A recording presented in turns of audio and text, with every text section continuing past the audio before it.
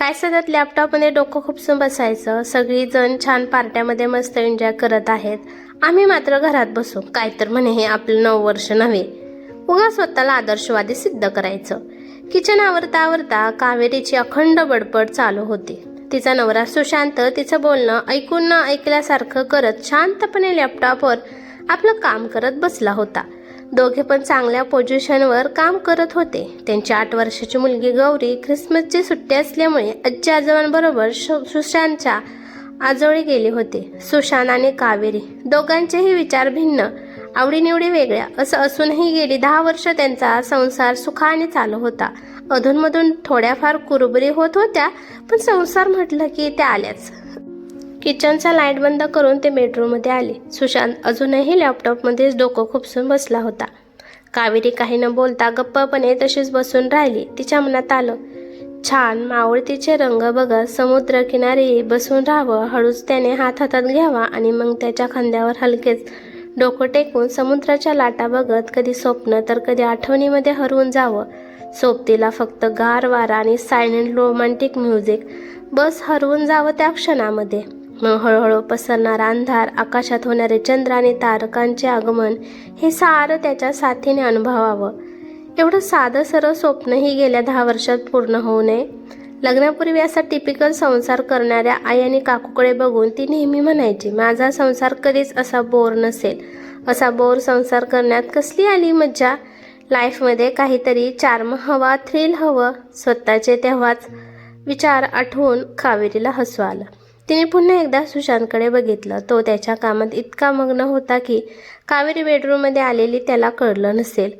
कावेरी खूपच अपसेट झाली. तिच्या मनात आलं, घरात एकांत मिळालेला असूनही सुशांत आपल्याकडे लक्षही देत नाही. आपल्या भावनांची त्याला जरासुद्धा कदर नाही. संपला का सगळा रोमांस आता? आटलं का त्याचं प्रेम? सतत लॅपटॉप घेऊन ऑफिसचं काम करत बसायचं. Projects, deadline, promotion, bonus, increment याशिवाय दुसरं विश्व नाही याचं. मनाची घालमेल सहन न झाल्याने शेवटी वैतागून तिनेही मोबाईल हातात घेतला आणि फेसबुक बघू लागली. पण 31 डिसेंबरच्या सेलिब्रेशनच्या पोस्ट आणि फोटोज बघून तिचा मूड गेला. ते वैतागून फेसबुक बंद करणं इतक्या तिला फ्रेंड सजेशनमध्ये एक प्रोफाईल दिसली. Ankush Shinde, mutual friends. तिच्या छातीत धस्स झालं. अंकुश? गेल्या कित्येक वर्षात क्वचितच कधीतरी त्याची आठवण आली असेल. क्षणभर ती तशी स्तब्ध बसून राहिली. अखेर हिम्मत करून थरथरत्या हाताने तिने ती प्रोफाईल ओपन केली. प्रोफाईल चेक करता करता तिने फोटोज ओपन केले. तिथे अंकुशच्या लग्नाचे फोटोज बघून तिला आश्चर्य वाटलं. त्याची काहीशी जाड, गोरी पण चेहऱ्यावरून थोडीशी म्हातारी अशी वाटणारी बायको बघून तिच्या मनात आलं, हिच्यात असं काय बघितलं असेल याने. त्याच्या लग्नाची बातमी तशी तिला त्याचं लग्न ठरलं तेव्हाच म्हणजे जवळपास 6 वर्षापूर्वीच कळली होती. पण त्याची बायको कोण, कुठली हे तिला माहिती नव्हते. अर्थात त्याबद्दल चौकशीही तिने कधी केली नव्हती. पण आज फेसबुकमुळे सगळ्या जुन्या आठवणी जाग्या झाल्या. एवढ्यात तिला नोटिफिकेशन येते, you have new friends request. ती सहज चेक करते तर ती रिक्वेस्ट अंकुशनेच पाठवलेली असते. तिच्या छातीत पुन्हा धडधडायला लागतं. ती चटकन लॉग आउट करते. काही क्षण ती तशी शांत बसून राहते. छातीतली धडधड कमी झाल्यावर ती हळूच एक नजर सुशांतकडे टाकते. तो अजूनही त्याच्या लॅपटॉपमध्ये डोकं खुपसून बसलेला असतो. ती काहीच न बोलता मोबाईल बाजूला ठेवून बेडवर आडवं होऊन डोळे मिटून झोपायचा प्रयत्न करते. पण अंकुश शिंदेची प्रोफाईल आणि त्याची आलेली फ्रेंड रिक्वेस्ट सतत तिच्या डोळ्यासमोर येत असते. एक क्षण तिला वाटतं की परत फेसबुक लॉग इन करून त्याची फ्रेंड रिक्वेस्ट एक्सेप्ट करावी, पण तिची हिंमत होत नाही. ती तशी शांत पडून झोपायचा प्रयत्न करते. मनात उठलेलं भूतकाळातील आठवणीचं आणि विचारांचं वादळ तिला काही स्वस्त झोपू देत नाही. उगाच फेसबुक ओपन केलं असं क्षणभर तिला वाटून जातं. मग दुसऱ्या क्षणाला तिच्या मनात येतं, का पाठवली असेल फ्रेंड रिक्वेस्ट त्याने? इतकी वर्षामध्ये निघून गेल्यावर आता त्याला काय वाटत असेल? मला कॉन्टॅक्ट करावासा. अंकुश शिंदे म्हणजे कावेरीचा शाळेपासूनचा मित्र आणि तिच्यासाठी तिचा फर्स्ट क्रश. कावेरीपेक्षा तो 2 वर्षांनी सिनियर. पण हळूहळू कावेरी चक्क त्याच्या प्रेमात पडली.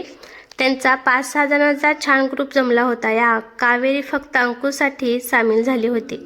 अंकुश हँडसम तर होता, शिवाय त्याचा मिस्किल स्वभाव तिला फार आवडला.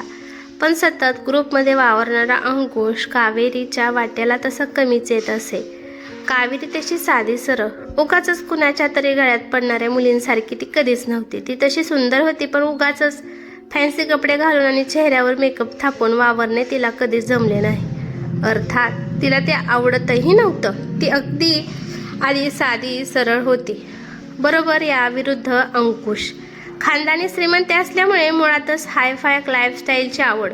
तो नेहमी ब्रँडेड वस्तूच वापरायचा. मॉडर्न लाईफस्टाईलच त्याला प्रचंड आकर्षण.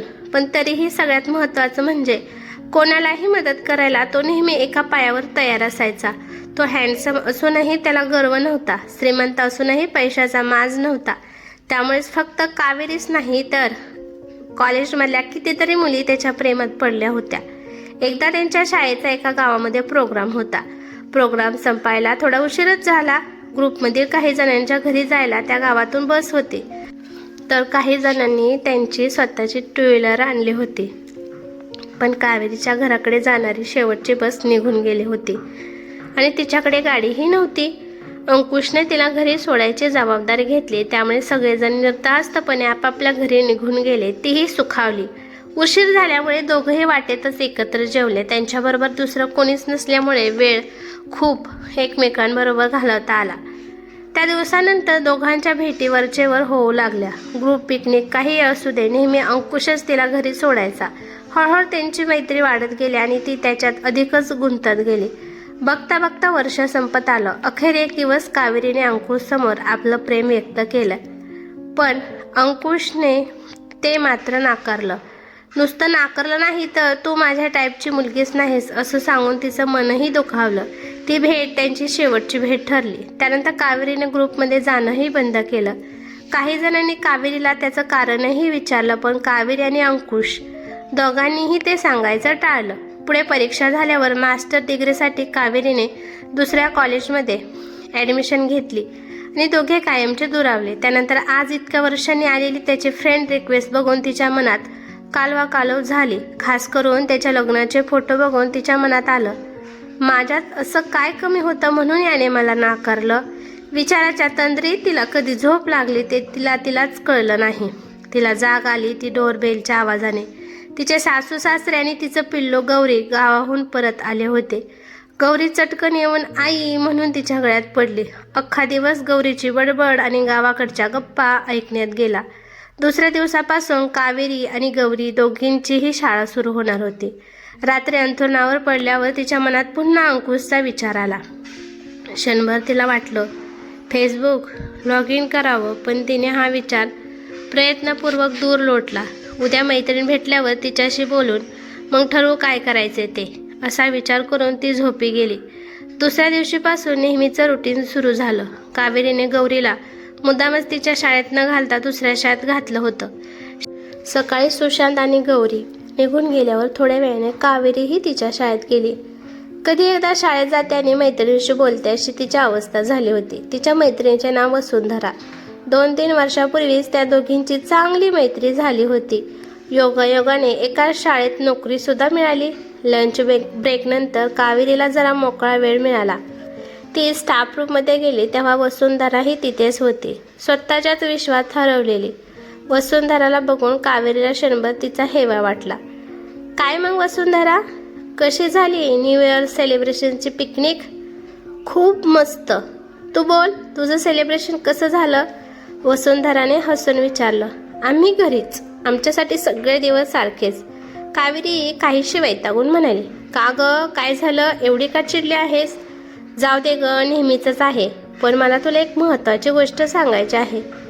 अंकुशबद्दल तुला सांगितलं होतं? हो, तुझा तो फर्स्ट क्रश ना? ओ कमॉन वसुंधरा. बरं बोल, काय झालं त्याचं? अगं त्याची फ्रेंड रिक्वेस्ट आली मला, पण कळत नाही ॲक्सेप्ट करू का नको. त्यात काय विचार करायचा, त्याने रिक्वेस्ट पाठवली आहे ना, मग ॲक्सेप्ट कर ना. तसं नाही गं, पण जाऊ दे, काही नाही. काय झालं कावेरी, स्पष्ट बोल ना. बोलू नंतर, तू तुझं बोल.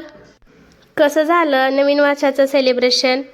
मला पण तुला तेच सांगायचं आहे. अगं अचानक माझ्या नवऱ्याला दिल्लीला जावं लागलं. तसं नेहमीचंच आहे त्याचं हे. प्लॅन ठरवायचे आणि कॅन्सल करायचे. माझा तर पूर्ण मूड गेलाच. पण आमचं पिल्लू तोही खूप वैतागला बाबांवर.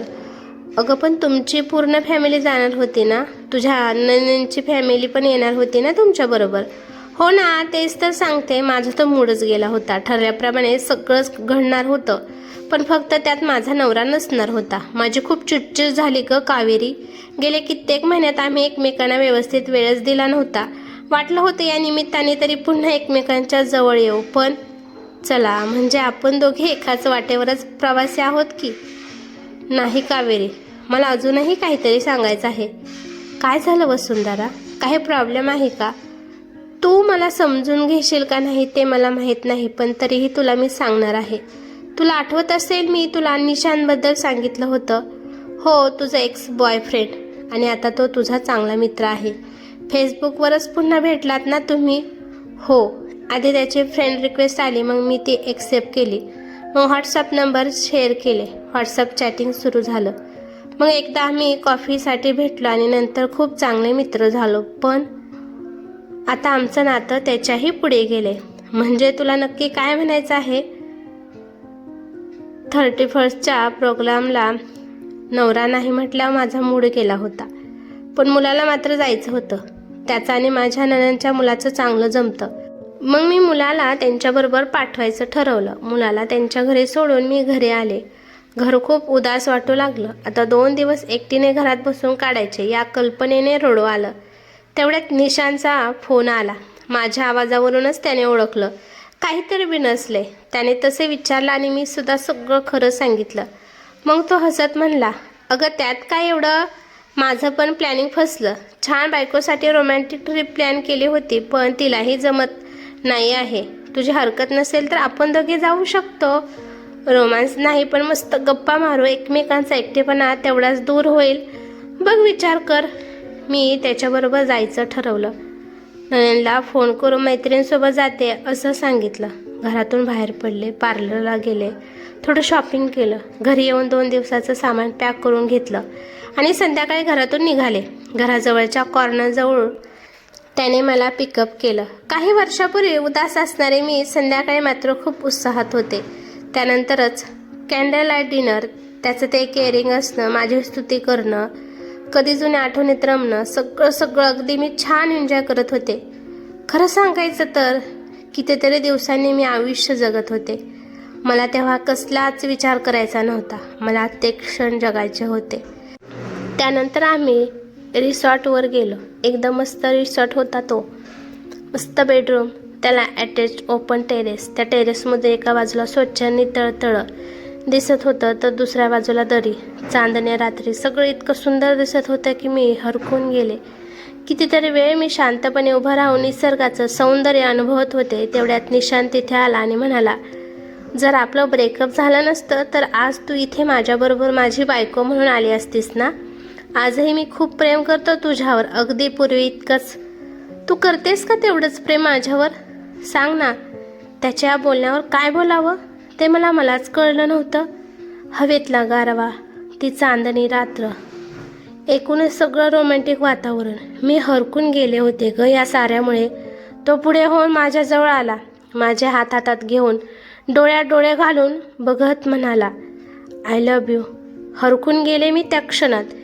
कितीतरी दिवसांनी मनात अनामिक हवेहोशी वाटणारी धडधड जाणवत होती.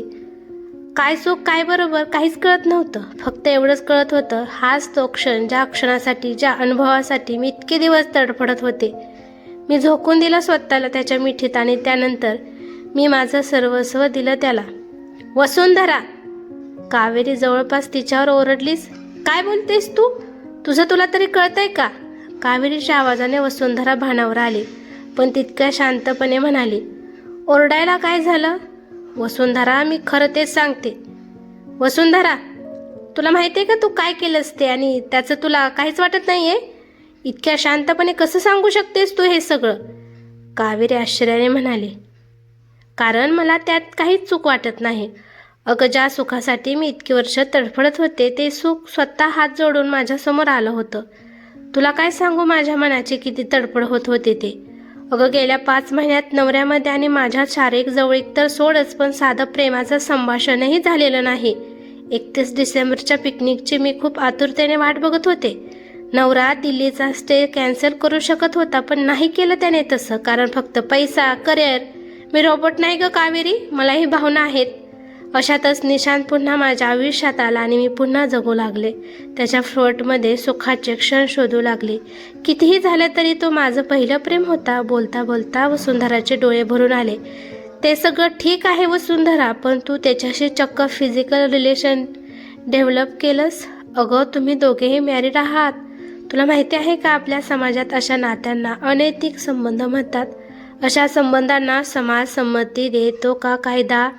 तुझ्या नात्याला प्रेम असं गोंडस नाव देत आहेस ना, त्या नात्याला समाजात व्यभिचार म्हणतात. आणि कशावरून तो तुझ्यावर प्रेम करतोय? कदाचित त्याला तुझ्याशी फक्त फिजिकल रिलेशन्स ठेवण्यात इंटरेस्ट असेल. काही लक्षात येते का तुझ्या? कावेरी वसुंधराला फडफड बोलत होती. कावेरी जेवढा त्रागा करत होती, वसुंधरा तितकी शांत होती. पश्चातापाचा लवलेशही तिच्या चेहऱ्यावर दिसत नव्हता. मुळात आपलं काही चुकतंय हेच तिला मान्य नव्हतं. काही क्षण शांततेत गेल्यावर वसुंधराने कावेरीला विचारलं, कावेरी, व्यभिचार, अनैतिक संबंध हे सारं शारीरिकच असतं का? तुला काय म्हणायचं आहे नक्की? इतके दिवस मी निशानला भेटत होते.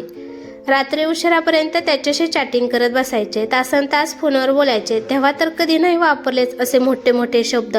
आणि आज मी तुला सांगितलं की आमच्यात फिजिकल रिलेशन झाले, तर हे सारं अनैतिक झालं. म्हणजे मनाने मी त्याच्यात गुंतले, ते चूक नाही. आणि जर शारीरिक जवळीक निर्माण झाली तर तो व्यभिचार. अगं आम्ही आमचे संसार वाऱ्यावर नाही सोडून देणार आहोत. फक्त आमच्या आयुष्यातील एक पोकळी भरून काढायचा प्रयत्न करतोय. रोजच्या धकाधकीच्या जीवनात 4 प्रेमाचे सुखाचे क्षण शोधत होते मी. असे क्षण ज्यामुळे मला जगल्यासारखं वाटेल, आयुष्य रेटल्यासारखं नाही. आणि ते क्षण मला निशानने दिले. वसुंधराचं बोलणं ऐकून कावेरी एकदम गप्प झाली. तिला वसुंधराचं बोलणं पटत होतं, पण तिचं मन काही ते मान्य करायला तयार होत नव्हतं. ती पूर्णपणे गोंधळून गेली होती. अचानक मनात अंकुशचा विचार आला आणि तिच्या गोंधळात अजून भर पडली. एक क्षण तिच्या मनात विचार आला, आता अंकुशचा विचार करणं म्हणजे पण व्यभिचारच ठरेल का? या विचाराने तिला रडायला यायला लागलं. ती वसुंधराजवळ काही बोलणार इतक्यात पिरियड संपल्याची रिंग वाजली आणि नेमकं त्याच वेळी कावेरीला प्रिन्सिपल सरांनी इंटरस्कूल सायन्स एक्झिबिशनच्या संदर्भात मीटिंगसाठी बोलावलं. नाईलाजाने कावेरी मीटिंगला निघून गेली. वसुंधराही आपल्या पुढच्या कामाला निघून गेली. इंटरस्कूल सायन्स एक्झिबिशनची खूप मोठी जबाबदारी कावेरीवर होती. त्या गडबडीत पुढचे 2 दिवस कसे गेलेत कावेरीला कळलं नाही. पण प्रत्येक कामाच्या वेळी तिला आवर्जून अंकुशची आठवण येत होती. कॉलेजला असताना असे कितीतरी प्रोग्राम्स अरेंज करताना तिने आणि अंकुशने एकत्रित कामे केली होती. वेगवेगळ्या जबाबदाऱ्या समर्थपणे पेलल्या होत्या. कधीही कुठलाही प्रॉब्लेम येऊ दे, प्रत्येक प्रॉब्लेमचं सोल्युशन अंकुशकडे असे. अंकुशची आलेली फ्रेंड रिक्वेस्ट आणि त्यात इंटरस्कूल सायन्स एक्झिबिशनची जबाबदारी, यामुळे कावेरीच्या मनातील आठवणीचा एक कप्पा तिच्याही नकळत उघडला गेला होता. हे सारं जरी तिच्या नकळत घडत असलं तरी अंकुशच्या आठवणीत हरवून पुन्हा वास्तवाचं भान आल्यावर मात्र तिलाच गिल्टी वाटत असे. याच कारण म्हणजे वसुंधराने तिच्या डोक्यात भरवलेली व्यभिचार नामक शब्दाची दुसरी व्याख्या. व्यभिचार फक्त शारीरिक असतो का? राहून राहून हा प्रश्न तिच्या मनात घोळत असे. जर मनात दुसऱ्या कोणाचा विचार असेल तर तो पण व्यभिचारच आहे ना? म्हणजे आपलं वारंवार अंकुशच्या आठवणीत हरवून जाणं पण एक प्रकारचा व्यभिचारच आहे का? अशा विचारांनी कावेरी सुन्न होत असे. कामाचं प्रेशर, अंकुशची आठवण आणि वसुंधराचं वागणं बोलणं या साऱ्यामुळे कावेरी प्रचंड मानसिक तणावाखाली होती. त्या दिवशी कावेरीला काम आवरून घरी परतायला रात्र झाली. जेमतेम 4 घास पोटात ढकलून ती झोपी गेली. दुसऱ्या दिवशी लवकर उठून शाळेत जायचं होतं. सायन्स एक्झिबिशन अवघ्या 5 दिवसावर आलं होतं, त्यामुळे साहजिकच कामाचा ताण आणि एक्झिबिशन दोन्हीचं प्रचंड टेन्शन होतं. दुसऱ्या दिवशी सकाळी चहा घेता घेता कावेरीने सहज मोबाईल बघितला तर नोटिफिकेशन होतं, you have new message request.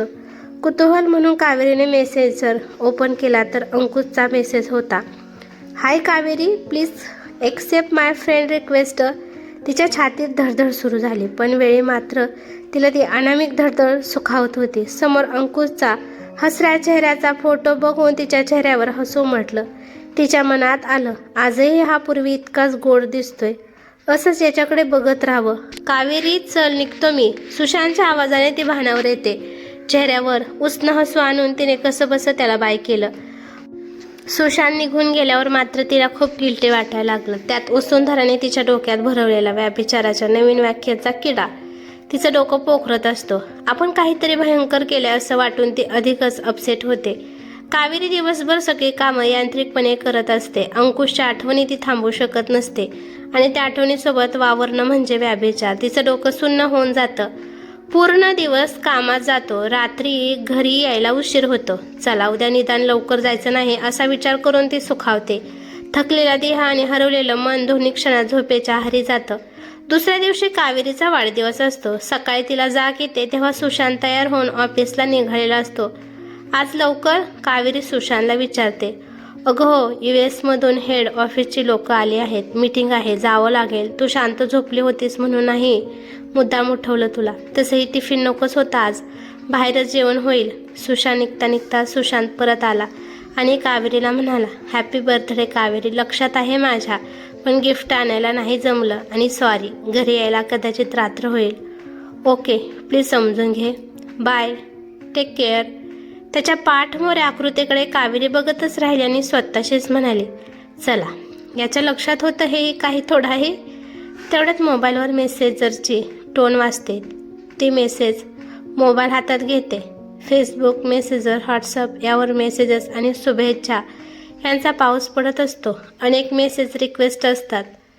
त्यामुळे अंकुशचं नाव बघून ती चटकन त्याचा मेसेज ओपन करते. समोर पिवळ्या गुलाबाच्या फुलांचा बुके आणि वाढदिवसाच्या शुभेच्छा बघून ती मनोमन सुखावते. तिच्या मनात येतं, आजही आठवते याला, मला पिवळ्या रंगाची गुलाबाची फुले फार आवडतात ते. काही क्षण ती अंकुशच्या आठवणीत हरवून जाते. पण घड्याळाचे पुढे सरकणारे काटे बघून तिला नाईलाजाने अंकुशच्या विचारातून बाहेर पडावं लागतं. पटापटा आवरून कावेरी शाळेत पोहोचते. शाळेत पुन्हा रोजचे पिरियड्स, एक्झिबिशनची तयारी, कामाचा डोंगर उपसता ती थकून जाते. लंच ब्रेकच्या वेळी तिच्या आणि वसुंधराची गाठ पडते. त्या दिवसानंतर दोघींचं फारच जुजबी बोलणं झालेलं असतं. एक प्रकारचा दुरावा निर्माण झालेला असतो दोघींमध्ये. वसुंधरा स्वतः पुढे येऊन कावेरीला वाढदिवसाच्या शुभेच्छा देते आणि एक छानसं गिफ्ट तिच्या हातात देते. काही क्षण दोघे मोकळ्यापणाने बोलतात. तेवढ्याच वसुंधराचा मोबाईल वाजतो. वसुंधराच्या बोलण्यावरून हा फोन निशांतचा आहे हे कावेरीच्या लक्षात येतं. कावेरी काहीशी अपसेट होते. फोनवर बोलून झाल्यावर वसुंधरा कावेरीला सहज विचारते, मग आज काय प्लॅनिंग, कुठे करणार बर्थडे सेलिब्रेशन? यावर मात्र कावेरीच्या डोळ्यात आसव जमा होतात. पण ती तशी डोळ्यात थांबून वसुंधराला सुशांतच्या मीटिंगबद्दल सांगते. काही क्षण तसेच शांततेत गेल्यावर वसुंधरा म्हणते, मी आले असते तुझ्याबरोबर, संध्याकाळी गेलो असतो आपण कुठेतरी, पण आज संध्याकाळी मला निशांत बरोबर जायचंय, बरोबर आहे ना? वसुंधराचं बोलणं मध्येच तोडत कावेरी विचारते. वसुंधरा होकारात ती मान हलवते. वसुंधरा, थांबव हे सगळं. अगं, या सारेचे परिणाम किती भयंकर होणार आहेत हे तुला माहिती आहे का? अजूनही वेळ गेली नाहीये, प्लीज सावर स्वतःला. कावेरी वसुंधराला समजवण्याचा प्रयत्न करते. नाही कावेरी, मी नाही थांबू शकत स्वतःला. त्याच्याशिवाय तडफड होते ग जीवाची. त्याच्याशी बोलले नाही तर चिडचिड होते, त्याला भेटले नाही तर मन बेचैन होतं. मी नाही राहू शकत त्याच्याशिवाय कावेरी, मनाने खूप गुंतले मी त्याच्यात. वसुंधरा भावनिक होऊन बोलत असते. त्यानंतर लंच ब्रेक संपल्याची बेल वाजते आणि दोघे आपापल्या कामाला निघून जातात. कावेरीच्या मनात पुन्हा विचारांचं वादळ उठतं. समोर असणारी कामं ती यांत्रिकपणे करत असते. तेवढ्या तिला प्रिन्सिपल सरांच्या केबिनमध्ये बोलवलं असल्याचा निरोप येतो. कावेरी केबिनमध्ये जाते. एक्झिबिशनच्या तयारीतील काही गोष्टी खटकल्यामुळे प्रिन्सिपल नाराज होतात आणि कावेरीला त्यांची बोलणी ऐकून घ्यावी लागतात. केबिनमधून बाहेर आल्यावर तिला रडूच कोसळतं. तिच्या मनात येतं, एवढं मरमर काम करून पण शेवटी हे असंच ऐकायचं. घरी कोणाला किंमत नाही आणि इथेही तीच परिस्थिती. कसंबसं ती स्वतःला सावरते. त्यानंतर पूर्ण दिवस तिचा उदास जातो. संध्याकाळी कामं संपवून ना घरी जायची इच्छा असते ना शाळेत थांबायची. तिच्या मनात अंकुशचा विचार येतो आणि मन पुन्हा हळवं होतं. संध्याकाळी कावेरी घरी पोहोचते तेव्हा घरी कोणीच नसतं. सासूबाई गौरीला घेऊन पार्कमध्ये गेलेल्या असतात आणि सासरे ज्येष्ठ नागरिक कट्ट्यावर. सुशांतला तर उशीरच होणार असतो. ती नाईलाजाने दार उघडून घरात जाते. पर्स सोफ्यावर फेकून स्वतःलाही सोफ्यावर झोकून देते. दिवसभरात घडलेल्या घटना, अंकुशचे विचार, वसुंधराचं वागणं आणि व्याभिचाराची नवीन व्याख्या या साऱ्यामुळे ती खचून गेलेली असते. तिला खूप रडावंच वाटत असतं. या क्षणी आपल्याजवळ कुणीतरी आपलं असावं, त्याच्या मिठीत स्वतःला झोकून द्यावं आणि मनसोक्त रडावं असं तिला मनोमन वाटत असतं. पण सुशांत तर ऑफिसमध्ये आणि अंकुशचा विचार येता क्षणी कावेरी दचकते. हा काय विचार करते मी? नाही, हे चूक आहे. तिच्या घशाला कोरड पडते. पाणी पिण्यासाठी म्हणून ती किचनमध्ये जाते, पण सगळ्यात ताण असह्य होऊन ती तिथेच खाली कोसळते. कावेरी जेव्हा शुद्धीवर येते तेव्हा ती त्यांच्या बेडरूममध्ये असते. सुशांत तिच्याजवळ बसून असतो. ती बेडवरून उठायचा प्रयत्न करते, पण सुशांत तिला खुणीनेच नको म्हणतो. तिच्याजवळ सरकून तो प्रेमाने तिच्या डोक्यावर हात फिरवतो आणि तिला विचारतो, कसं वाटतंय कावेरी आता? कावेरी हसून मान हलवते. सुशांत तिचा हात हातात घेऊन तिला विचारतो, तुझा वाढदिवस म्हणून संध्याकाळी शक्य नव्हतं तरी मी लवकर घरी आलो. घरी येऊन बघितलं तर तू किचनमध्ये चक्कर येऊन पडलेली. घरी कोणीच नव्हतं. मी पटकन उचलून तुला इथे बेडरूममध्ये आणून ठेवलं. डॉक्टरांना फोन केला. तुझं BP खूपच कमी झालं होतं. डॉक्टरांनी सांगितले ओव्हर स्ट्रेसमुळे असं झाले. एवढा कसला स्ट्रेस आहे कावेरी? नक्की काय प्रॉब्लेम आहे? गेले काही दिवस बघतो मी तू खूप डिस्टर्ब आहेस. जे काही असेल ते मोकळेपणाने सांग. हे बघ, मी लग्नापूर्वीच तुला सांगितलं होतं, तुझा नवरा होण्याआधी मला तुझा मित्र व्हायला आवडेल. आज त्याच नात्याने मी तुझ्याशी बोलतोय. जे काही मनात असेल ते मला सांगून टाक. अशी कुडत राहू नकोस. प्लीज बोल काहीतरी. अशी गप्प नको राहूस. सुशांतचं बोलणं ऐकून कावेरीला रडू येतं आणि ती त्याच्या मिठीत शिरून एखाद्या लहान बाळासारखी रडू लागते. तर सुशांत तिला मायेने थोपटत राहतो. बराच वेळ गेल्यावर भावनांचा आवेश ओसरतो आणि कावेरी अंकुशच्या फ्रेंड रिक्वेस्टपासून घडलेल्या सगळ्या गोष्टी सुशांतला सांगते. अगदी वसुंधराबद्दलही आणि स्वारी म्हणत पुन्हा रडू लागते. तिचं रडून झाल्यावर सुशांत तिच्या डोळ्यात पाहत हळूच म्हणतो, कावेरी, स्वारी म्हणायची गरज नाही. तू काही चुकीचं केलंच नाहीस. चूक इतकीच झाली की तू सगळं एकटीने सहन करत राहिलीस. जुना ओळखीचा माणूस म्हणून तू बोललीस, यात काही गैर नाही. पण त्याने तुला त्रास दिला असेल, जुन्या आठवणी उकरून काढून मग गोंधळात टाकलं असेल तर तो दोष तुझा नाही. आणि वसुंधराबद्दल, प्रत्येकाच्या आयुष्यात काही जुन्या गाठी असतात, पण आजचं वर्तमान तू माझ्यासोबत जगतेस, माझ्यावर प्रेम करतेस, माझ्याशी प्रामाणिक आहेस. बस तेच माझ्यासाठी महत्त्वाचं आहे. पुढे कधीही काही वाटलं, त्रास झाला तर आधी मला सांगायचं. BP कमी होईपर्यंत स्ट्रेस घ्यायचा नाही. मला हसरी निरोगी कावेरी हवी आहे. हे ऐकून कावेरी डोळ्यात अश्रू असूनही हलकं समाधान अनुभवते आणि हळूच म्हणते, मी वचन देते. तेव्हा सुशांत तिच्या कपाळावर किस करत म्हणतो, आता झोप. वाढदिवस उशीर का होईना, पण उद्या आपण दोघं मिळून तो साजरा करू. आणि त्या क्षणी कावेरीच्या मनावरचं ओझं हलकं होतं. आपण एक एक प्रॉब्लेम सोडूया का? म्हणजे तुझ्या मनात जो विविध प्रॉब्लेमचा गुंता झालाय तो आपल्याला व्यवस्थित सोडवता येईल, चालेल? उत्तर दाखल कावेरी फक्त मान हलवते. कावेरी, सगळ्यात आधी मनातलं गिल्ट काढून टाक. तू काहीही चुकीचं केलेलं नाहीस. अंकुशची तुला आलेली फ्रेंड रिक्वेस्ट आणि वसुंधराचं वागणं या दोन्ही गोष्टी वेगवेगळ्या आहेत. त्यांची सरळ मिसळ करणं आधी बंद कर. अगं, एवढं काय झालं? त्याची फ्रेंड रिक्वेस्ट आली तर? एकेकाळी तुम्ही खूप चांगले मित्र होता ना? ठीक आहे, तुझ्या मनात त्या मैत्रीच्या पुढे जाऊन त्याच्याबद्दल काही भावना होत्या, पण त्याच्या मनात तसं काहीच नव्हतं. तो तुला फक्त त्याची एक चांगली मैत्रीण समजत होता. आज इतक्या वर्षानंतर त्याला ते मैत्रीचं नातं परत निर्माण करावंसं वाटलं असेल तर त्यात चूक काय आहे? आज तुला तुझा संसार आहे, तसाच त्यालाही त्याचा संसार आहे. प्रत्येक नात्याचं आपल्या आयुष्यात वेगळं महत्त्व असतं. तुझं तेव्हा त्याच्यावर प्रेम होतं, त्याचं नव्हतं. म्हणूनच तुमच्या दोघांच्या वाटा वेगळ्या झाल्या. ज्या गोष्टीमुळे त्या वाटा वेगळ्या झाल्या त्या गोष्टींना आज काहीच अर्थ उरलेला नाहीये. त्यामुळे कदाचित त्याने तुला फ्रेंड रिक्वेस्ट पाठवली असेल. सुशांत शांतपणे कावेरीला समजावतो. माझं लग्न झालेलं असताना त्याला विचार करणं, एक्झिबिशनच्या कामाच्या वेळी प्रत्येक वेळी त्याला मिस करणं, यात काहीच चूक नाही का? हा व्यभिचार नाही का सुशांत? कावेरी रडवल्या आवाजात विचारते. अगं वेडे, काही झालं तरी आठवणी विसरता येत नाहीत. तुम्ही अशा अनेक कार्यक्रम नियोजनाच्या कामात एकत्र काम केलं आहेस ना, म्हणून त्याची आठवण आली. त्यात व्यभिचार कसला? सुशांत सहज हसत तिला विचारतो. तुला काही चूक वाटत नाही का माझी? कावेरी विचारते. कावेरी, आता काय होते माहिती? तू तुझ्या विरुद्ध माझ्याशी भांडतेस. सुशांत तिला हसवण्याचा प्रयत्न करत म्हणतो. तरीही कावेरीच्या मनातला गोंधळ काही केल्या कमी होत नाही. तिची अवस्था पाहून सुशांतला वाईट वाटतं आणि तिला कसं समजावं हे त्याला कळत नाही. काही क्षण शांततेत गेल्यावर सुशांत म्हणतो. कावेरी, तू इतकी निरागस आहेस ना की व्यभिचार वगैरे करायचा विचार तू स्वप्नातसुद्धा करू शकणार नाहीस. तेव्हा कावेरी थेट मूळ मुद्द्यावर येत विचारते. व्यभिचार फक्त शारीरिक असतो का सुशांत? तिच्या या प्रश्नातूनच तिच्या मनातल्या गोंधळाचं मूळ कारण सुशांतच्या लक्षात येतं. तो थोडा वेळ विचार करून तिला विचारतो. कावेरी, तुला जेव्हा कोणाचा प्रचंड राग येतो तेव्हा त्या व्यक्तीला मारावंसं वाटतं का? कावेरी होकाराचे मान हलवते. मग तू मारतेस का त्या व्यक्तीला? सुशांत पुन्हा विचारतो. नाही, कावेरी शांतपणे उत्तर देते. मग मनात मारायचा विचार आला म्हणून तू गुन्हेगार ठरतेस का?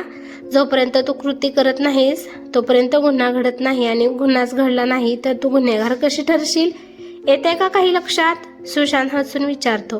कावेरी मान हलवून होकार देते, पण तरीही तिचा गोंधळ पूर्णपणे संपलेला नसतो आणि याचं कारण वसुंधरा आहे हे सुशांतला जाणवतं. म्हणून मुद्दाम तो वसुंधराचा विषय काढतो आणि कावेरी जेव्हा वसुंधराबद्दल बोलायला लागते तेव्हा सुशांतच्या लक्षात येतं की कावेरी वसुंधराच्या वागण्यामुळे जितकी डिस्टर्ब आहे तितकीच तिच्या काळजीमुळे हे अस्वस्थ आहे. कावेरीचं बोलणं संपल्यानंतर सुशांत तिला म्हणतो. कावेरी, तुला एक सांगू? जे घडले त्यात जेवढी चूक वसुंधराची आहे तेवढीच किंबहुना त्यापेक्षा जास्त चूक तिच्या नवऱ्याचीही आहे. अगं, प्रत्येकालाच अटेन्शन हवं असतं, अगदी लहान बाळापासून ते आजी आजोबांपर्यंत सगळ्यांनाच. वसुंधराचंही तसंच झालं. तिला तिच्या नवऱ्याचं अटेन्शन हवं होतं, पण ते तिला मिळत नव्हतं. नवरा बायकोच्या नात्यात असं प्रसंग येतात अनेकदा. अशा वेळी जर एकमेकांशी बोलून प्रश्न सोडवले तर ते सहज सुटतात. पण वसुंधराच्या बाबतीत कदाचित तिने तिच्या नवऱ्याशी संवाद साधलाच नाही, किंवा साधला असेल तरी तिच्या नवऱ्याने त्याला तेवढं महत्त्व दिलं नसेल. नेमकं त्याच वेळी निशांत तिच्या आयुष्यात आला आणि तिला हवं असलेलं अटेन्शन त्याने दिलं. त्याचा सहवास तिला हवा असा वाटू लागला. तासन तास बोलणं, चॅटिंग, भेटीगाठी हे सगळं सुरू झालं. इथपर्यंत सगळं ठीक होतं, कारण एक स्त्री आणि एक पुरुष यांना जर एकमेकांचा सहवास आवडत असेल तर त्यात चूक काहीच नाही. फक्त या नात्यात निखळ मैत्री असली पाहिजे. पण वसुंधरा पुढे जाऊन त्यात वाहवत गेली आणि तिने निशांशी फिजिकल रिलेशन डेव्हलप केलं. कुठे थांबायचं हे कळणं खूप गरजेचं असतं. दुर्दैवाने तिला ते अजूनही कळलेलं नाही. याचे परिणाम काय होतील यापेक्षा तिला यात काही चूक वाटत नाही हा मोठा प्रॉब्लेम आहे. कारण जी व्यक्ती चूक मान्यच करत नाही ती सुधारणारच कशी, यावर कावेरी विचारते. मग आता आपण काय करायचं? पुढे जाऊन जर तिच्या नवऱ्याला कळलं तर काय परिणाम होतील? सुशांत शांतपणे म्हणतो. परिणाम वगैरे या खूप पुढच्या गोष्टी आहेत कावेरी. परिणाम हे चूक ठरवण्याचा परिणाम असू शकत नाही. जे चूक आहे ते चूकच आहे. परिणाम काही झाले किंवा नाही झाले तरी. आता तिला सहानुभूतीची गरज आहे, ती तिला दे. सहानुभूती दाखवता दाखवता हळूहळू ती कुठेतरी चुकते हे तिच्या लक्षात आणून दे. परिणामांची भीती आता दाखवलीस तर विरोधाला विरोध म्हणून ती पुन्हा चुकेल. कावेरीला सुशांतचं म्हणणं पटलं. ती समाधाने मान हलवते. आज कित्येक दिवसांनी तिला मनापासून शांत वाटत असतं. अभिमानाने सुशांतकडे पाहत ती म्हणते. सुशांत, तुझे विचार किती प्रगल्भ आहेत. विचार करण्याची पद्धत किती वेगळी आहे. आज मी एका वेगळ्या समजदार सुशांतला पाहते. यावर तो हसून म्हणतो. असं काही नाही ग कावेरी, एवढा समजूतदारपणा दाखवलाच पाहिजे ना, नाहीतर आपल्या शिक्षणाचा काय उपयोग? शिक्षणाने नुसतं शिक्षित होण्यापेक्षा जर प्रत्येकजण सुशिक्षित झाला तर आज नात्यांमध्ये जे प्रॉब्लेम्स येतात ते निदान कमी तरी होतील. तशी माझीही चूक झालीच ग. ऑफिसच्या नव्या प्रोजेक्टमुळे तुझ्याकडे माझं थोडं दुर्लक्ष झालं आणि म्हणूनच तुझी अशी अवस्था झाली. पण पुढच्या आठवड्यात प्रोजेक्ट संपेल. मग या मंथ एंडला 2 दिवस आपण कुठेतरी फिरायला जाऊया. फक्त तू आणि मी. गौरीला आईबाबा बघतील. मी बोलतो त्यांच्याशी. हे ऐकून कावेरी आनंदाने त्याला मिठी मारते. तिच्या मनातले सगळे गोंधळ संपलेले असतात आणि अंकुशची फ्रेंड रिक्वेस्ट एक्सेप्ट करायचा निर्णय ती घेते, एका जुन्या मैत्रीची नव्याने सुरुवात करायला. कावेरी अंकुशची फ्रेंड रिक्वेस्ट स्वीकारते, पण स्पष्ट मर्यादासह. जुनी मैत्री परत येते, पण जुन्या भावना नाहीत हे तिला कळतं. वसुंधराला कावेरी सहानुभूती देते, पण चुकीची जाणीवही करून देते. सुशांत आणि कावेरी एकत्र वेळ घालवतात आणि त्यांच्या नात्यातला संवाद पुन्हा घट्ट होतो. कथा इथे संपते, या जाणीवेवर की भूतकाळाला योग्य जागा देऊन वर्तमान जगता आलं तर नाती वाचतात. ही कथा कशी वाटली ते मला कमेंट करून नक्की सांगा. कथा आवडली तर लाईक शेअर नक्की करा आणि चॅनेलवरती नवीन असाल तर प्लीज चॅनेलला सबस्क्राईब करा. धन्यवाद.